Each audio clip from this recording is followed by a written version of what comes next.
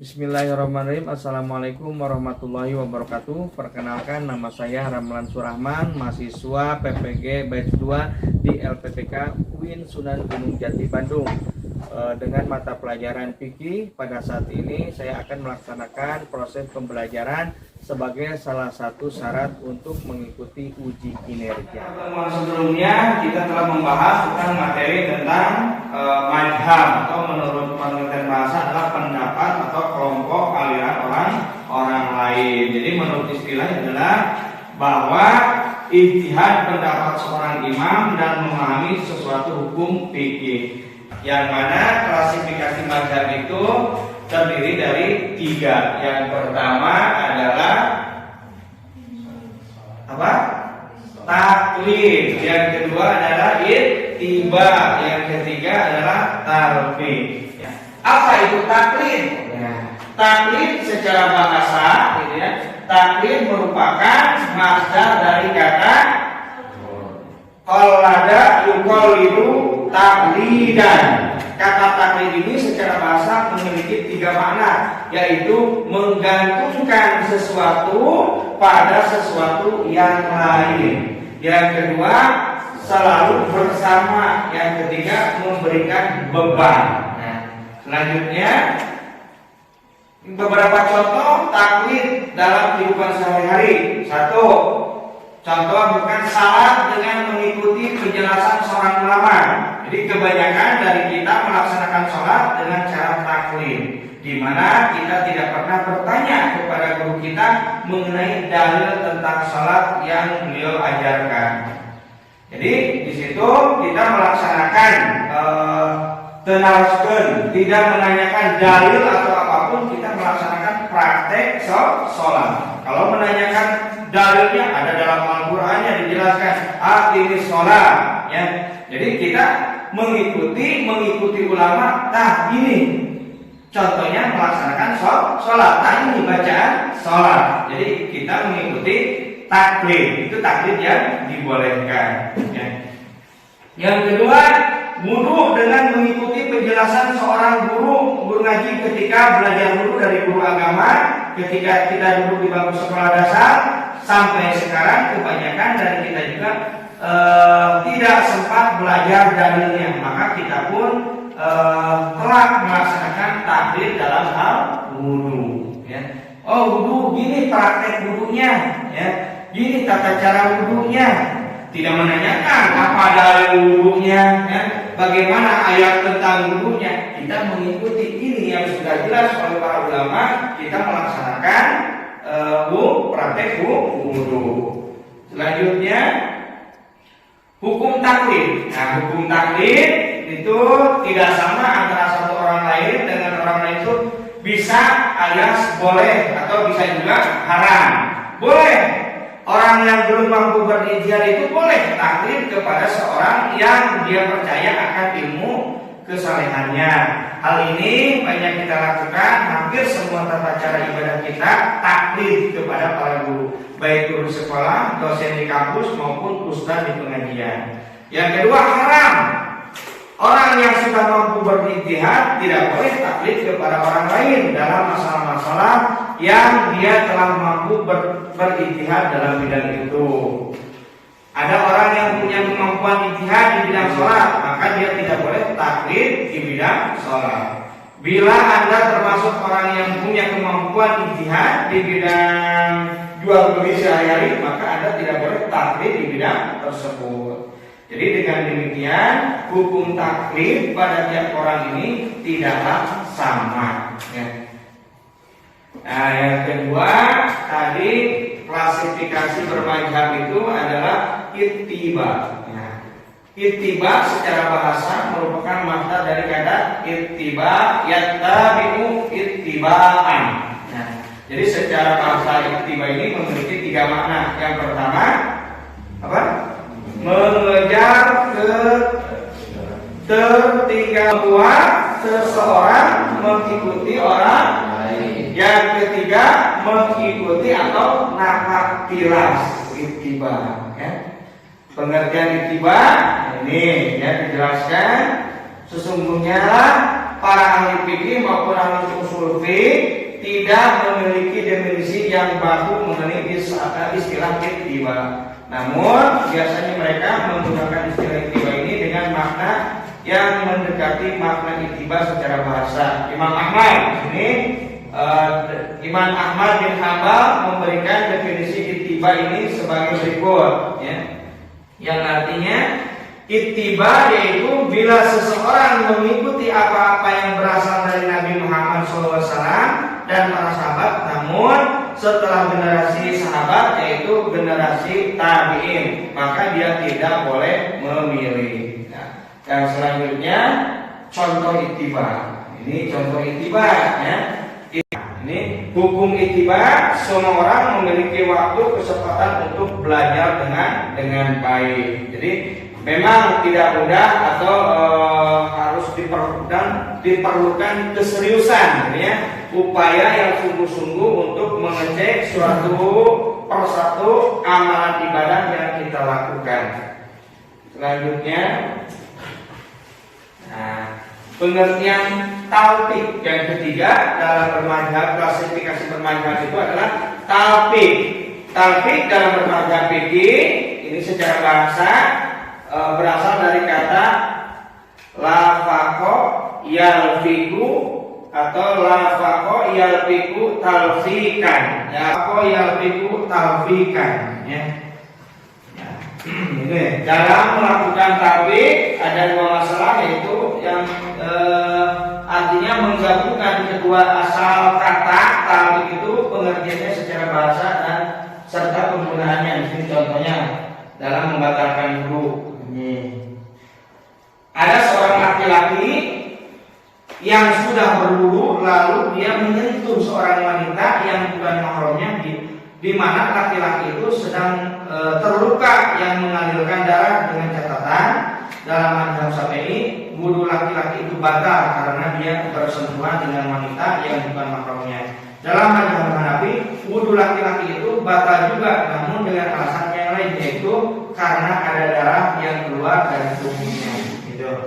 Dari dua masalah atau dua mazhab. Tuh. Hukum talfik, hukum talfik itu ada yang memperbolehkan talfik, ada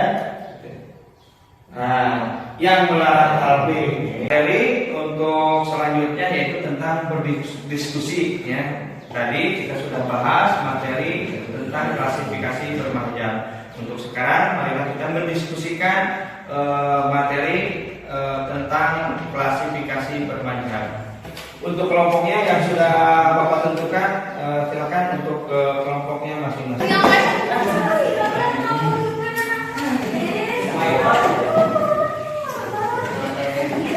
Ya, untuk materi diskusi kelompokkan kertas kosong ini, ya, materi tentang taklid. Nah, ini Bapak berikan kertas yang kosong, ya, tentang taklid, ya. Silakan nanti diskusikan materi berkaitan dengan taklid. Diskusikan materi yang berkaitan dengan ittiba, ini yang tentang yang ittiba, ya. Nah, kita berikan tugas yang berkaitan dengan talfik, ya. Ini membahas tentang materi tentang talfik, ya. Nanti setelah selesai diskusi, setiap kelompok menyampaikan presentasi di depan, ya. Perwakilannya ada, ya, perwakilannya untuk mempresentasikan hasil diskusi tersebut. Ya, ini. Oh ya. Bagaimana ini kelompok ini? Sudah sampai belum?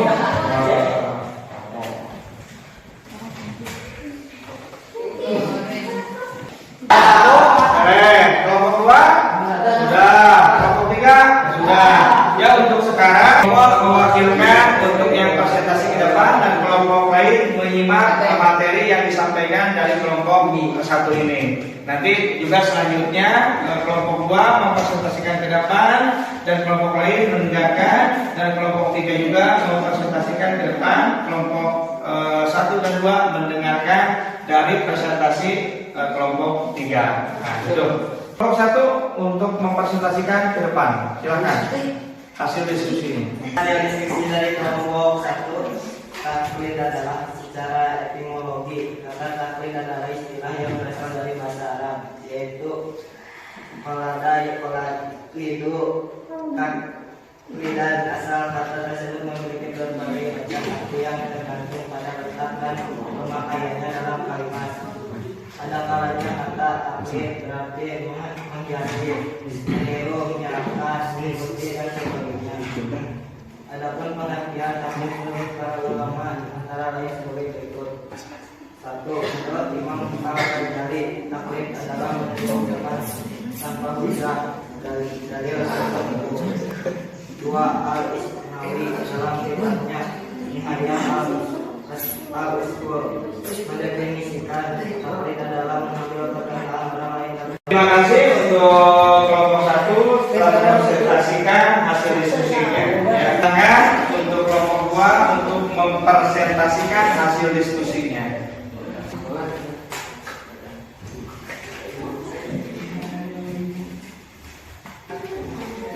Inilah hasil diskusi dari kelompok 2, penjelasan tentang ittiba.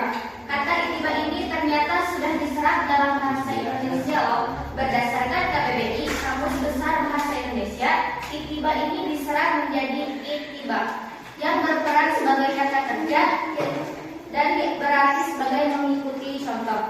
Jika dirunut secara bahasa, kata ittiba ini dapat juga diartikan sebagai iktifa atau menelusuri jejak, qudwah atau bersuri teladan, dan uswah atau berpanutan.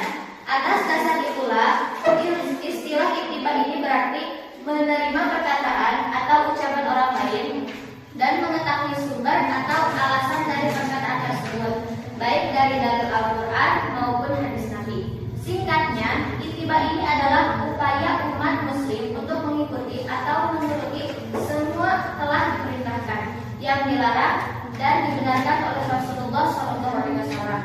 Terima kasih untuk kelompok 2 telah menyampaikan presentasinya. Ya, silakan dulu. Kasih aplaus untuk kelompok 2.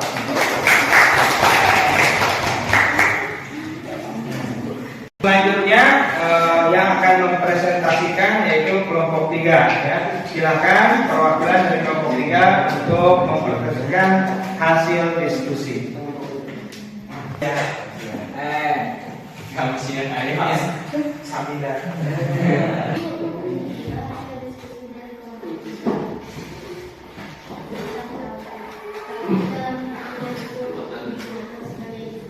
Menjalankan suatu masalah dengan cara yang tidak sesuai dengan satupun yang membantu beberapa saya ketika wudhu, mengikuti mazhab Syafi'i dan ketika menyentuh wanita yang tidak mengulangi wudhu lagi, mengikuti mazhab Abu Hanifah, kemudian dia sholat.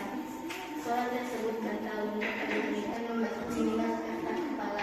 Ini juga batal menurut mazhab Syafi'i yang mengatakan bahwa sunat membatalkan wudhu. Terima kasih untuk kelompok 3 telah menyampaikan presentasi ke depan dari hasil diskusinya. Silakan kasih aplaus untuk kelompok 3.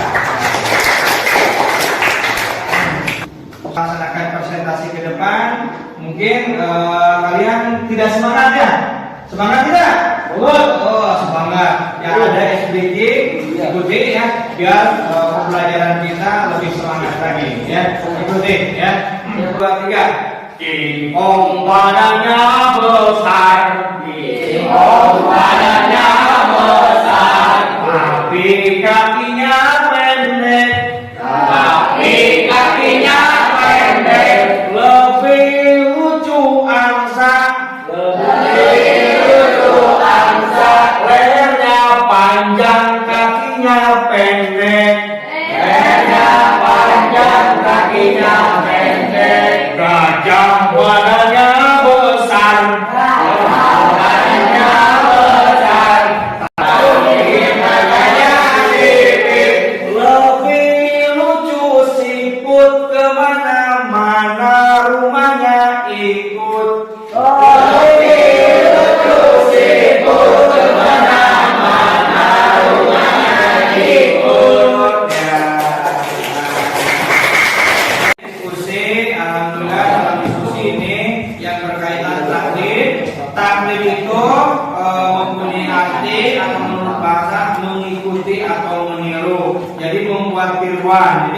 istilah taklid adalah mengambil sesuatu perkataan tanpa mengetahui dalil. Yang kedua adalah ittiba. Ittiba ini mempunyai arti secara bahasa mengikuti. Kesimpulan dari materi yang diskusi ini, dari materi hari ini, sebelum ditutup pembelajaran ini, ada ini hasil dari materi ini. Bapak ingin mengetahui sejauh mana kemampuan dari materi ini. Ini lembar kerja peserta didik. Silahkan dikerjakan. Ini materi untuk dikerjakan secara mandiri. Ya. Selanjutnya.